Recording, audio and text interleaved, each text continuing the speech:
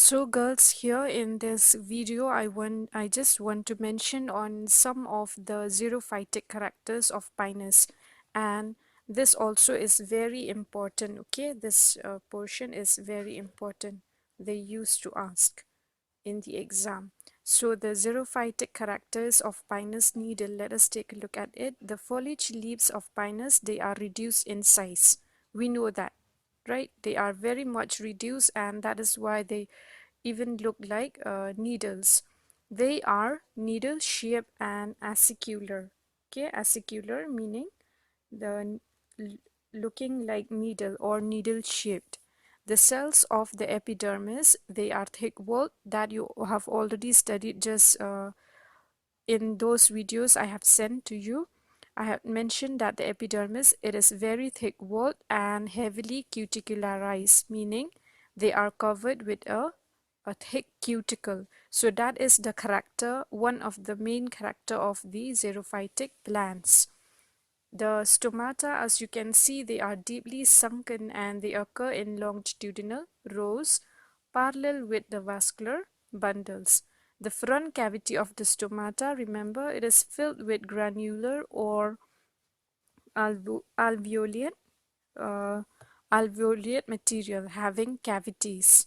The hypodermis is made up of thick-walled lignified sclerenchymatous cells. The resin ducts are present. You can see that the resin ducts, they are present at each corner of those of the in the mesophyll tissue, and the walls of the mesophyll cells, they are enfolded. Okay, they are turned or folded inwards, and the two vascular bundles, as you can see, they are separated by a T-shaped fibrous transfusion tissue. Remember the T-shaped girdle here. Okay, this one, this part. So all these are the some of the characteristic of Pinus needle. And one more thing, I want to explain the differences between the haploxylon pine and the diploxylon pine. Sorry.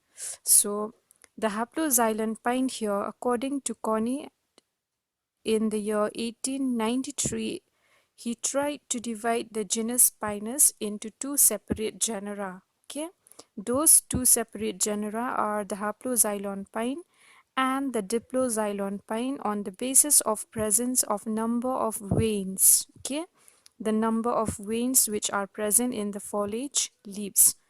The main difference between these two types of genera is that the major needles in case of haploxylon pine, that is the foliage leaf, they possess a solitary centrally located median vein. Okay, as in the case of Pinus monophylla, I just want to show you this picture here. Yes, a monofoliar species. You can see here in the middle, actually, there is a single uh, median vein, okay, which runs through this Pinus monophylla. So as in the case of Pinus monophylla, just remember the haploxylon pine are those which possess only a single centrally located median vein.